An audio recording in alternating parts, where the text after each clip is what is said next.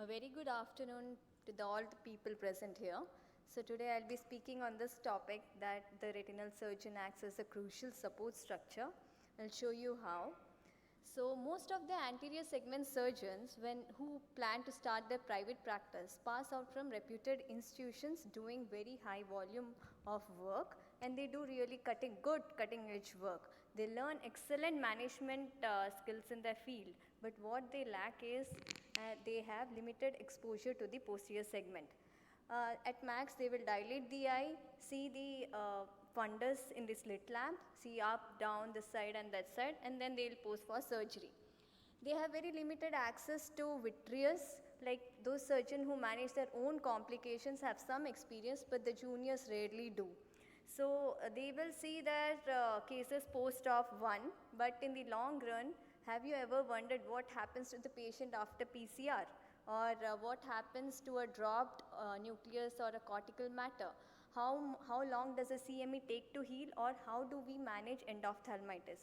It might have bothered you for some days or weeks, but once it is out of your mind, it doesn't matter much. But once you are planning to start your own, it will matter, because you are going to be an entrepreneur.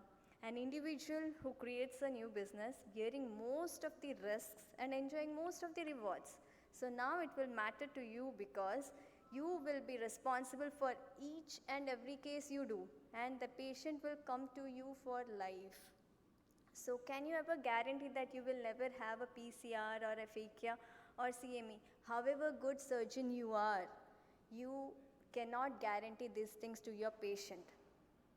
So self-awareness is very important. You should know your boundaries, and you should know when to stop. That's the first virtue of any surgeon having a complication. So in this context, I would like to put a word: anterior segment surgeons practicing medical retina. With the liberal use of injections, whenever an anterior segment surgeon sees a case like this, they inject, and they get really good results. So being over enthusiastic, they inject in cases like these. So what do you expect? There is obviously no effect, or it's going to worsen. So nowadays the patients are really demanding, so they will ask you every question why that they have not improved. So get your concepts right first. Even if your concepts are right, in a case like this where you have vitreous hemorrhage, giving an anti-VEGF will clear off the vitreous, or maybe the patient will improve. But in a case like this, where there is advanced PDR and you give an injection, you are going to do more worse to the patient than doing any benefit. So be careful in this aspect. And it's not rare that you have post-surgical surprises. In an era where we have 6/6 vision as a norm, getting a vision of 6/9 is also very traumatic. So in these areas where you have post-surgical surprises like macular hole or solar retinopathy or ARMD, then you need a vitreoretina specialist. Why? Because we are great counselors, because we are used to explain guarded visual prognosis to the patient. We will even explain guarded visual prognosis for the other eye of the patient also. And we will happily handle your complications. For example, I'll show you. This is a case of lens drop where there was a PPC and the lens dropped. So what we did is we cleared off the anterior segment, and inside we saw a really hard nucleus. So we put PFCL and we fragmented the nucleus inside without creating any more damage to the retina. We even lasered the barraged the small lattices which was present inside. So patient was high myopic. We did not put any IOL, and she gained a vision of 6/12. And this is a very critical case where the patient came to us. He was blind in both eyes, hand movements in both eyes. So the cataract was dense, as you can see. So we posted for cataract surgery. So you can see the suture temporally. When the phacosurgeon created the tunnel, he saw a zonular dialysis. And then he said, send it to the retina OT, and then we started the case. You can see how much zonular dialysis was present, so that the whole nucleus in toto came out. So before pre-op, I could see few membranes and vitreous hemorrhage. When I went inside, this was the eye, what I saw. So at this stage, what you do? You had just counseled the patient for cataract surgery. So what I did was I just did a good vitrectomy, cleared off the tractional areas and cut the traction areas and did a laser wherever I could do. Intraoperatively only I counseled the patient's attendant about the additional need of VR surgery. The patient was also blind in the other eye. So we decided to put at least an SF IOL. We did not choose iris fixated IOL because post-operatively sometimes the pupil doesn't dilate well, so it becomes very difficult for a retina surgeon to see or follow up the patient.